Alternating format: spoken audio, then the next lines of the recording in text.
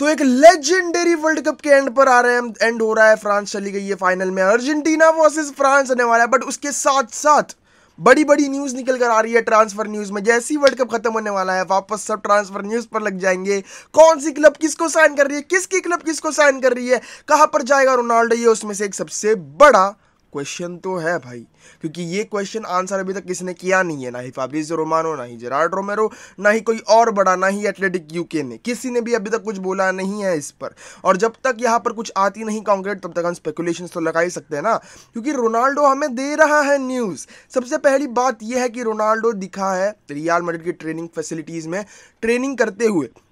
अब बहुत लोग इसको ये कर रहे हैं कि रोनाल्डो अभी 6 महीने के लिए रियल मैड्रिड में खेलने वाला है, बेंजीमा के रिप्लेसमेंट के तौर पर, या बोल लो कि सेकंड, वो उसका रिप्लेसमेंट नहीं बोलने चाह रहा मैं, मतलब रिप्लेसमेंट तो बहुत एकदम भारी शब्द हो गया।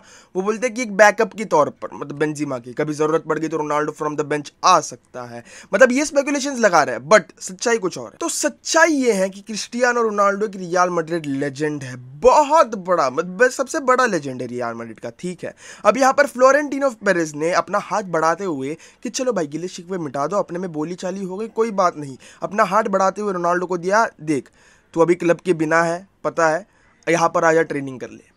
तो रियल मैड्रिड ने अपनी ट्रेनिंग फैसिलिटी ऑफर करी, भाई तो अपने शेप में रह, कि कभी तू चले जाएगा किसी क्लब में तो ऐसा ना हो कि पूरा शेप से उतर जाए, क्योंकि रोनाल्डो बहुत कम शेप से उतरता है। और सबसे बड़ी बात यह है कि रोनाल्डो के ऐसे फेज में रियल मैड्रिड ने हेल्प करी है जहां पर उसको सबसे ज़्यादा हेल्प या एक केयरिंग की ज़रूरत है, या दिखाने की ज़रूरत है कि हाँ हम हैं तेरे साथ खड़े हुए, क्योंकि इतना बड़ा डाउनफॉल, इतना बुरा फॉर्म रोनाल्डो का कभी गिरा नहीं है। ना ही हमने रोनाल्डो को इस ऐसे खेलते हुए देखा है कभी कि वो सिटर्स मिस कर रहा है। ऑब्वियसली यहाँ पर एक बहुत बड़ा फैक्टर आ जाता है, बट फिर भी रोनाल्डो पर कभी एज का फर्क पड़ते हुए अगर दिखता है तो इतना बुरा नहीं दिखता जितना अभी दिख रहा है, कि गोल नहीं मार पा रहा है, इतने रफ पैस जा रहा है। और उसके पिछले 1 साल में बहुत बुरी बुरी चीज़ें हुई है उसके साथ, मीडिया अटेंशन ले रही है, ये अटेंशन ले रहा है ना, कोई कुछ बोल रहा है तो कोई कुछ बोल रहा है। और उसके बाद रियल मैड्रिड का ऐसा हाथ बढ़ाना शोज़ कि रोनाल्डो रियल मैड्रिड के लिए क्या अहमियत रखता है, और रियल मैड्रिड रोनाल्डो के लिए सेम वो वाइस वर्सा हो जाता है कि आपने मेरे लिए काम किया, अब हम आपके लिए काम करेंगे, आपके बुरे वक्त में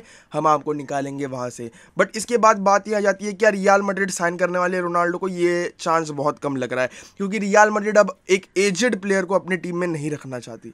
अभी कितना भी हार्श लगे मद्रिस्तास, बट ये ट्रू है, तुम्हें भी पता है कि फ्लोरेंटिनो पेरेज एक 38 ईयर ओल्ड रोनाल्डो पर अपना दावा नहीं फेंकने वाला। अगर वो फ्री में आ रहा है मतलब 6 महीने के लिए, तो अगर शायद से फ्लोरेंटिनो पेरेज का दिमाग कुछ कर जाए और उसे ले ले, क्योंकि यहाँ पर उसकी वेज भी कंसिडरेशन में आती है, क्योंकि रोनाल्डो जब आएगा तो वेज साथ में लेकर आएगा, और क्या वो वेज रेड्यूस करेगा रियल मैड्रिड में खेलने के लिए, ये सबसे बड़ी बात होगी देखने लायक।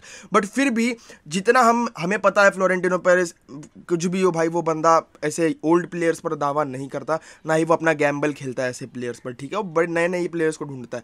अब तुमने एंड्रिक को भी साइन कर लिया है रियल मैड्रिड ने, अब उसके बाद वर्ल्ड कप में से किसी को साइन कर लेंगे, तो इसके बाद रोनाल्डो पर जाना, मतलब हाँ वो गोल दे सकता है, ही इज क्रिस्टियानो रोनाल्डो, तुम्हें निकाल कर दे सकता है गोल्स, ठीक है, बट वही बात हो जाएगी, आपको उसके बेंच से लाना पड़ेगा। और क्या आप उसको बेंच से देखने के लिए रेडी हो Ronaldo fans? I think not. और अगर रियल मैड्रिड में चलो ले भी लिया, बहुत अच्छा काम कर लिया, ले भी लिया क्रिस्टियानो रोनाल्डो को, अब वो खेलने वाला है रियल मैड्रिड में 6 महीने के लिए, तो 6 महीने के लिए खेलने वाला है, एक फेयरवेल भी मिल जाएगा उसको, ऑब्वियसली वो फेयरवेल जो डिजर्व करता था उसको मिला नहीं, अचानक भयानक में चले गया बंदा, बट वो उसको साइड में रखते हैं, बट आ भी गया रियल मैड्रिड में।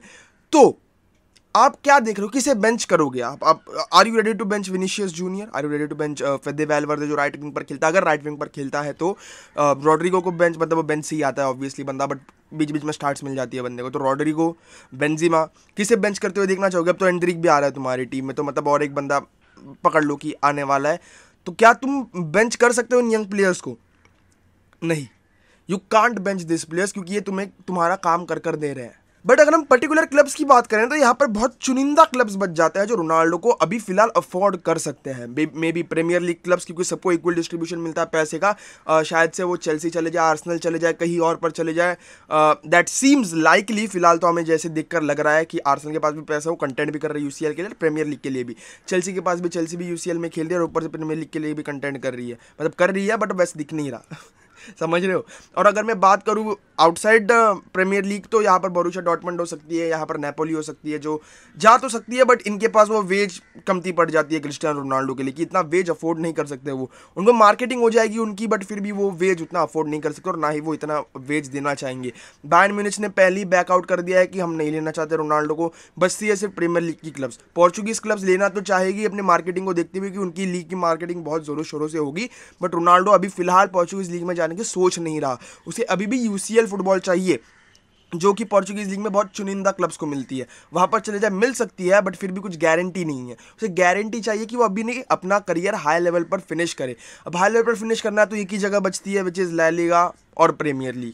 अब ला लीगा में कौन सी टीम में जाएगा? एटलेटिको मैड्रिड में तो नहीं जा सकता, बार्सिलोना में नहीं जा सकता क्योंकि उसके राइवल्स हैं ऑब्वियसली अपने रियल मैड्रिड के, तो यहाँ पर ये गिनती खत्म हो गई। सेविया में भी नहीं जा सकता क्योंकि वो भी उसके वेजेस अफोर्ड नहीं कर सकते। ये टॉप 4 तो यहाँ पर निकल गई इनकी।